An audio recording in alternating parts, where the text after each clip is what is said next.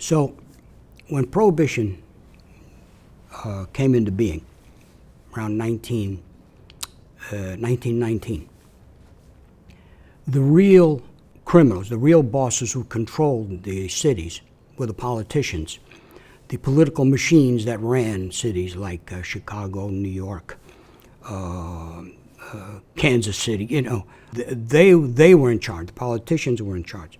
The local criminals who had their own prostitution and other answered to the politicians. The politicians used these criminals to intimidate voters, to get voters, to whatever they needed done. The street-level criminals were their henchmen.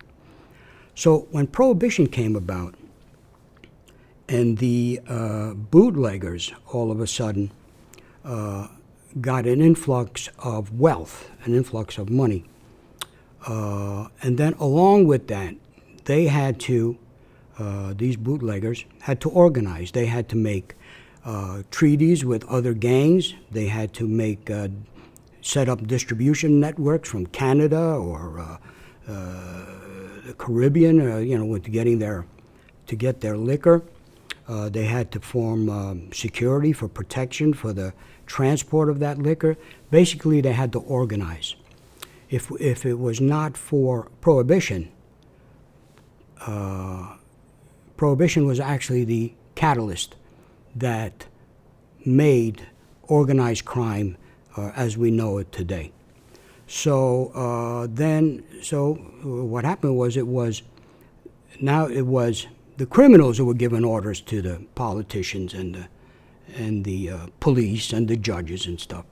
And that was going on locally in different cities. So they were corrupting cops, they were corrupting politicians, judges.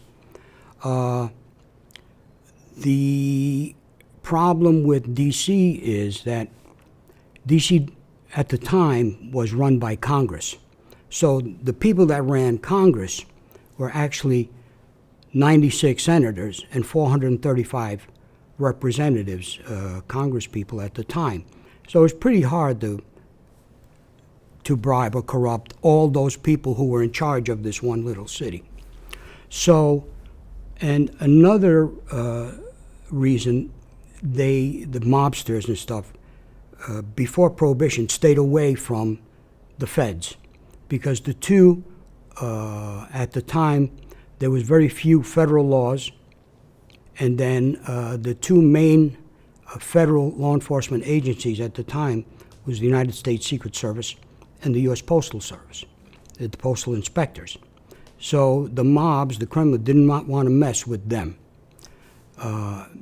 maybe because they were not as easily corrupted as the local law enforcement. But so if they got involved in counterfeiting, they would have to deal with the Secret Service, and they didn't want to do that. The MAFIA actually started off counterfeiting, but the Secret Service, along with a certain squad at the NYPD, stopped that. And then as far as the postal inspectors are concerned, they didn't want to mess with the mail of the postal inspectors. There's a funny scene in Butch Cassidy and the Sundance Kid, the movie, where they're being chased by a posse that were relentless. And in the movie, they keep saying, "Who are those guys?"